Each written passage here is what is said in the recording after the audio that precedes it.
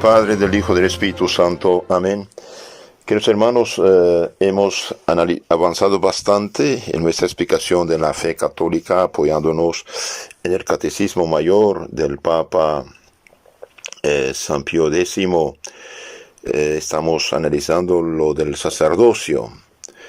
El sacerdote es un escogido de Dios, entresecado de entre los hombres, para bien de los mismos hombres. Es otro Cristo, dicen los santos, el cual ejerce la misión de perdonar los pecados, de consagrar el cuerpo y sangre de Cristo y hacer presente a nuestro Señor Jesucristo en el altar, renovar su sacrificio en nuestro provecho y también predicar oficialmente la palabra de Dios al pueblo de Dios. Entonces es un embajador. El sacerdote es el hombre de Dios, dice San Pablo, 1 Timoteo 6:11.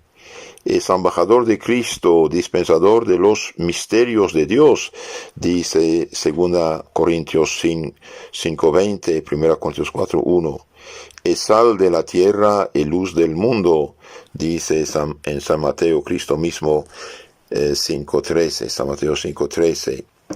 El sacerdote es la cima de todas las dignidades y títulos del mundo, dice Santo Ignacio de Antioquía, obispo y mártir, martirizado en el año 107. Nada hay en la tierra que iguale a la dignidad sacerdotal, dice San Ambrosio. ¿Por qué? Porque realmente recibió los poderes de Cristo. No es poco esto. Recibió los poderes de Cristo.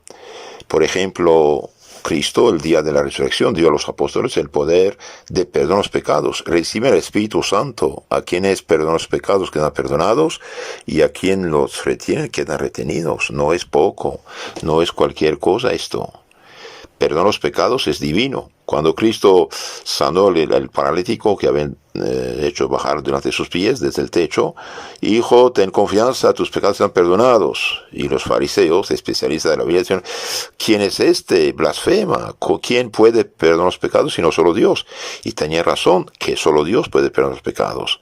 Pero Cristo, siendo Dios, tenía el poder, y dijo, para que sepan que el Hijo del Hombre tiene el poder de perdonar los pecados, levántate, toma tu cama y vete a tu casa. Y el muchacho se levantó. Entonces el sacerdote, sinceramente el hombre de Dios, tiene el poder de Cristo de hacer presente su cuerpo y su sangre sobre el altar para la gloria de Dios, salvación del mundo. Tiene el poder de renovar el mismo sacrificio de la cruz, renovado sobre el altar con la misma eficacia en nuestro provecho. Esto no es cualquier cosa. Esto solo Dios puede darlo. Él solo tiene el poder de dar el Espíritu Santo, por delegación, el obispo, que es el sacerdote mayor. En el capítulo 8, por ejemplo, de los Hechos, vemos que únicamente los apóstoles dieron el Espíritu Santo, no el diácono Felipe, que bautizó a la gente de Samaria.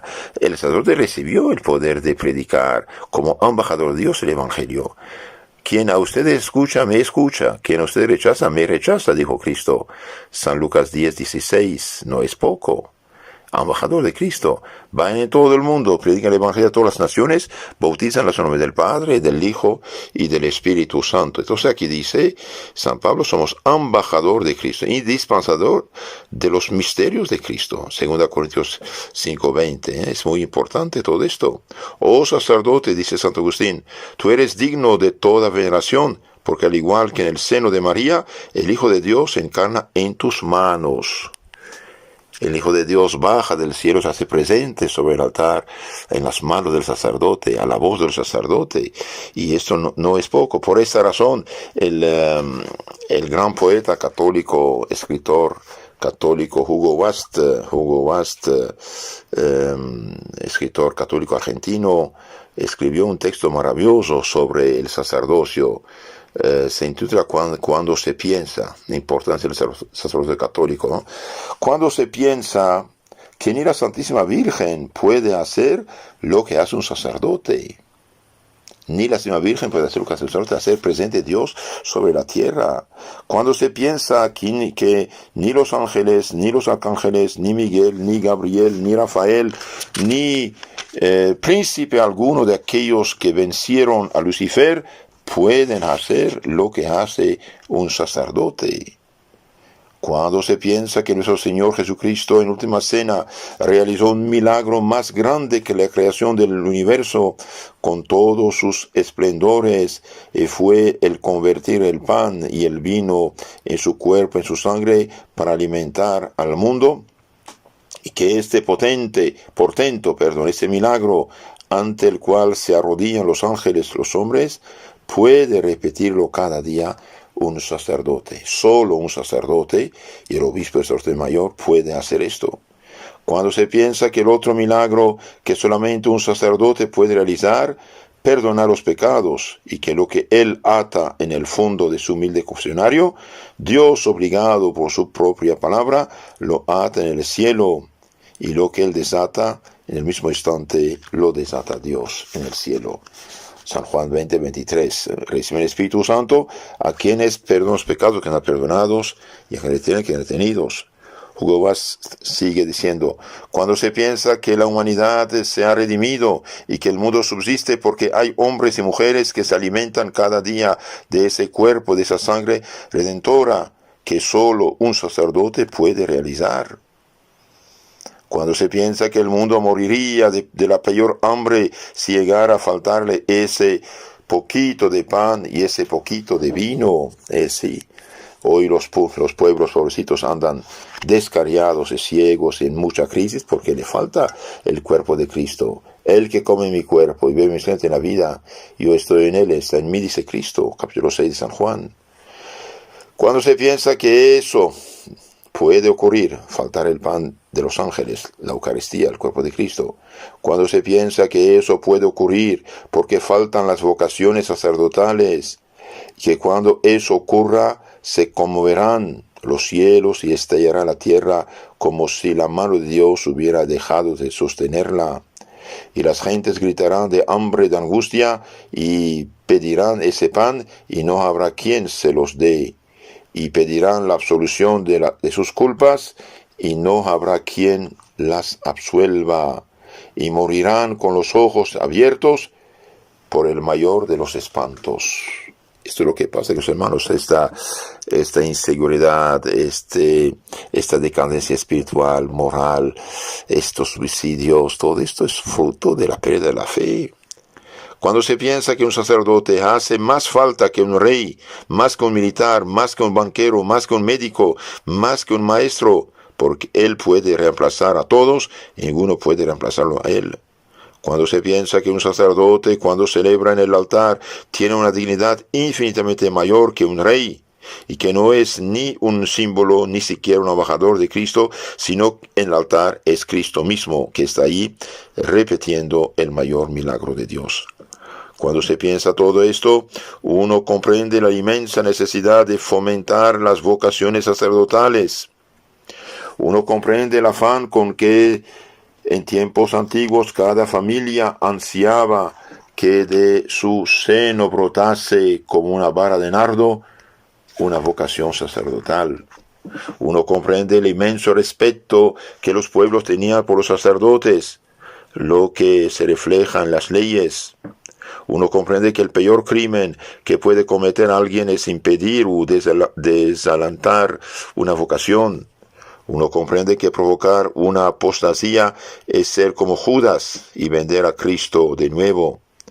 Uno comprende que si un padre y una madre obstruyen la vocación sacerdotal de un hijo, es como si renunciaran a un título de nobleza incomparable. Uno comprende que más que una iglesia, más que una escuela, más que un hospital, es un seminario o un noviciado que necesitamos. Uno comprende que dar para construir o mantener un seminario o un noviciado es multiplicar los nacimientos del Redentor.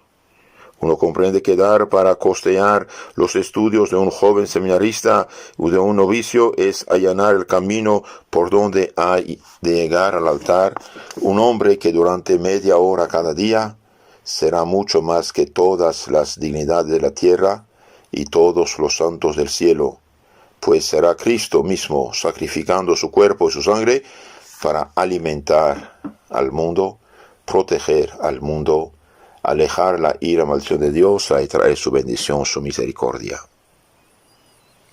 Que los hermanos, en la misa, en el ofertorio de la misa tradicional, el sacerdote toma la hostia.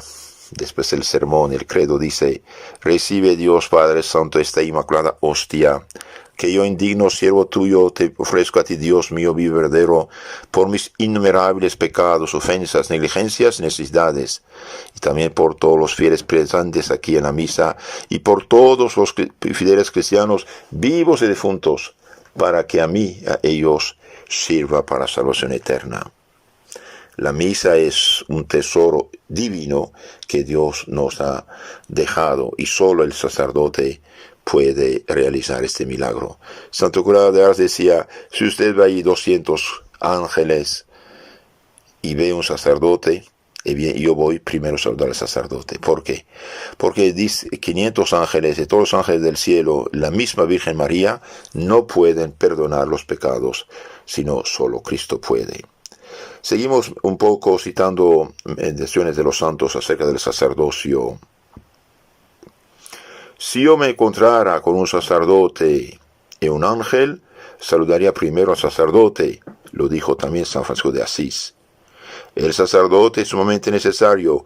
El santo cura de Ars le manifestó así: dejad 20 años a un pueblo sin sacerdote, y en ese pueblo se adorará a las bestias. Y en esto estamos actualmente. Están adorando su propio cuerpo, exigiendo lo que no se puede, exigiendo lo que es antinatural. Pobre gente.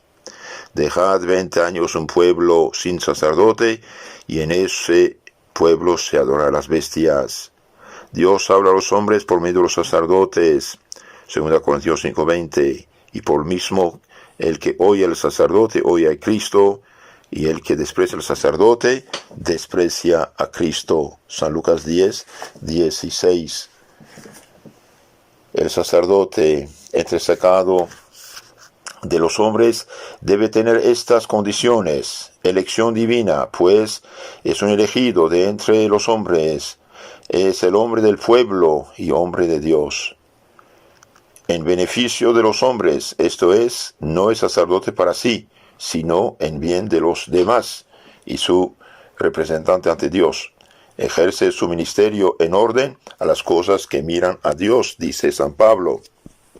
Ejerce su ministerio esencial, ejerce su función esencial, es el sacrificio, para ofrecer dones y sacrificios por los pecadores y tener un celo compasivo.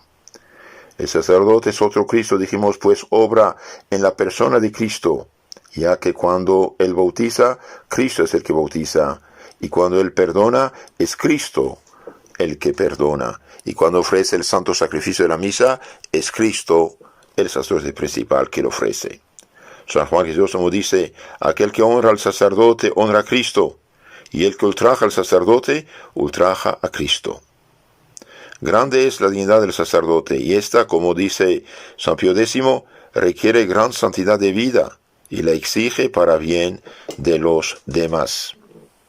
El sacerdote ocupa un lugar intermedio entre Dios y el hombre. Es menos grande que Dios, pero es más grande que el hombre, dice el Papa Inocencio III. Quien dice sacerdote, dice hombre divino. Esa dignidad es angélica, o más bien divina, dice San Dionisio. El sacerdote es la cima de todo, dice San Ignacio de Antioquía. El sacerdote es tan superior a las dignidades superiores de la tierra como el alma es superior al cuerpo, dice el Papa San Clemente. Oh sacerdote, Dios os ha puesto por encima de los reyes y de los emperadores, y hasta por encima de los ángeles, dice San Bernardo. Manténgase donde estás, no te equivoques, no te laicices, no quieras imitar a lo que no debes, eres hombre de Dios. La dignidad de los sacerdotes es grande, pero su ruina también es grande si pecan. Alegrémonos por su elevación, pero terriblemente por sus culpas, dice San Jerónimo. Es preciso que la conducta corresponda a la dignidad, dice San Ambrosio. Oremos por los sacerdotes y procuremos honrarlos, porque el que lo honra, honra al mismo Cristo.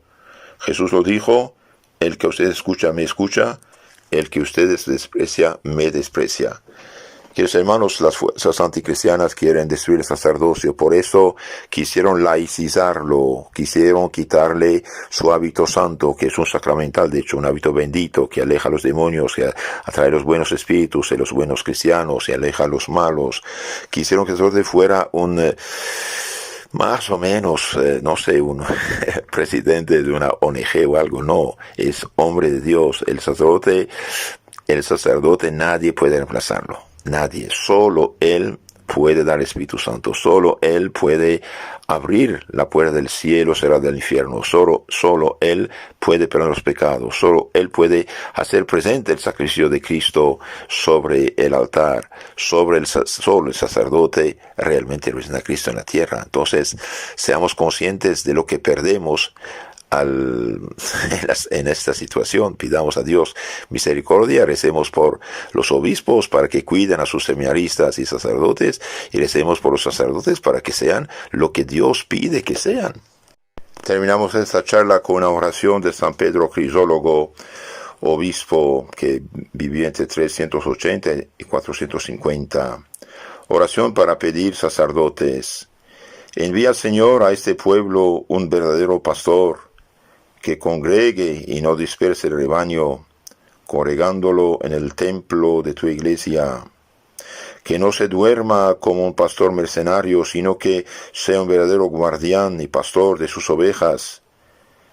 Que cordero y ovejas estén siempre en su presencia, gracias a su cuidado, para que no sean presa del feroz y cruel lobo, ese es el demonio. Aviva los corazones de los pastores, Señor, que se aparten de los placeres pasajeros y que no roben la lana de sus ovejas, para que la iglesia no tenga que lamentarse con quejumbrosos balidos. Concede al pueblo un pastor bueno y manso. Tú que eres el buen pastor, no un pastor que golpea las ovejas, sino que las sabe alimentar, un pastor que no las haga sufrir, sino que las sepa defender, que las reúna y no las disperse, que las cuide y no las robe, que sea generoso y no egoísta, no orgulloso sino humilde, no cruel sino amable. Defiende el pueblo porque es tuyo y obra de tus manos, tú que eres bendito por los siglos. Esa es la oración de San Pedro Crisólogo, obispo. Queridos hermanos, hoy hay críticas, por desgracia, y siempre hubo críticas contra el sacerdocio por culpa de unos perdidos, unos caídos, pero en verdad que sí hay problemas y problemas graves. Y quiero citar aquí el testimonio del mismo Papa Juan Pablo II para que ustedes sepan por qué andamos mal en unos sectores. Leemos en las obras completas del Papa Juan Pablo II, Insegnamenti di Giovanni Paolo II, Librería Editrice Vaticana, tomo 4.1, 1981, página 235. Yo vi este texto con mis ojos, tuve el libro en mi mano en italiano, y aquí la traducción. El Papa dijo acerca de la decadencia actual: es verdad, es necesario admirar con realismo y con profunda y atormentada sensibilidad que los cristianos hoy en gran parte se sienten extraviados, confusos, perplejos e incluso desilusionados. Se han esparcido a manos llenas ideas contrastantes con la verdad revelada y enseñada desde siempre. Se han propagado verdaderas y propias herejías en el campo dogmático y moral, creando dudas, confusiones, rebeliones. La herejía es corrupción de la fe, intoxicación de la fe. Se ha manipulado, dice el Papa, incluso la liturgia. inmersos en el relativismo intelectual y moral y por eso en el permisivismo. Los cristianos se ven tentados por el ateísmo, el agnosticismo, el iluminismo vagamente moralista, por un cristianismo sociológico sin dogmas definidos y sin moral objetiva. Esto lo dijo en 1981 el Papa Juan Pablo II. Y acabo de citar la fuente publicada por la librería Vaticana misma. Entonces, sí, se han propagado verdaderas y propias herejías en el campo dogmático y moral, creando dudas, confusiones, rebeliones, y se ha manipulado incluso la liturgia. Es normal que inmersos en el relativismo dogmático y moral también caen en el permisivismo. Hay sacerdotes que fueron buenos muchachos a entrar al seminario, fueron corrompidos con una falsa teología, con una falsa filosofía, por desgracia. Hay casos, no digo todos, gracias a Dios, hay casos muy buenos y casos muy pésimos, ¿no? Entonces, hay casos de caída, de escándalo, vienen de ahí en gran parte, también de vida humana a veces, pero esta mala formación sí tiene que ver con la decadencia y con los escándalos, ¿no? El Papa Pablo VI, el 30 de junio de 1972, dijo: por alguna rendija se ha introducido el humo de Satanás en el templo de Dios. ¿Y qué es el humo de Satanás? Bien, son todos los errores, herejías actuales en materia de fe, de moral, de culto, que hacen pasar por doctrina católica y destruyen la verdadera fe, la verdadera moral y la misa. Es el problema. El Papa dijo, también en la Iglesia reina este estado de incertidumbre. Se creyó que después del concilio vendría una jornada de sol para la historia de la Iglesia. Ha habido, sin embargo, una jornada de nubes, tempestad y oscuridad. Y el 23 de noviembre de 1973, Pablo VI dijo: la apertura al mundo fue una verdadera invasión del pensamiento mundano en la Iglesia. Esta invasión arrebata a la Iglesia su fuerza de oposición y anula en ella toda su especificidad. Entonces, la situación sí es grave, pero hace falta conocer la historia. La historia dice que sí hubo problemas, hubo ideas falsas, teología falsa, filosofía falsa, moral falsa introducida en la Iglesia. Por desgracia, lo que San Pío X había calificado la cloaca de las herejías, el modernismo, no murió e infiltró la Iglesia. Entonces, por eso en unos sectores hay aguas negras del modernismo que causaron los escándalos. Sin embargo, no debemos desanimarnos, debemos saber que hubo esto, y que yo sepa nunca han sacado esas herejías verdaderas y propias del dogma de la moral de la Iglesia, que yo sepa. Si alguien lo sabe, que me lo diga, yo seré muy feliz y haré una misa de acción de gracias. Y cuando nos atacan que hay malos sacerdotes, sí los hay, pero ¿quiénes son? ¿De dónde vienen? Son infiltrados incluso anticristianos en la Iglesia. Entonces tratamos de rezar por los sacerdotes, dije, por los obispos, por el Papa, que hagan sus deberes, los buenos para que perseveran, los malos para que se conviertan, y si hay gente de mala intención que está en los seminarios y llevando doble vida, y bien que se salgan, porque llevar doble vida y querer ser sacerdote es pasaporte para el infierno, pobre gente, escándalo que tiene consecuencias horribles en este mundo y en el otro. Que Santo Cura de Ars y Santo Padre Pío y todos los santos del cielo recen por nosotros, nos bendigan. En nombre del Padre, del Hijo y del Espíritu Santo. Amén.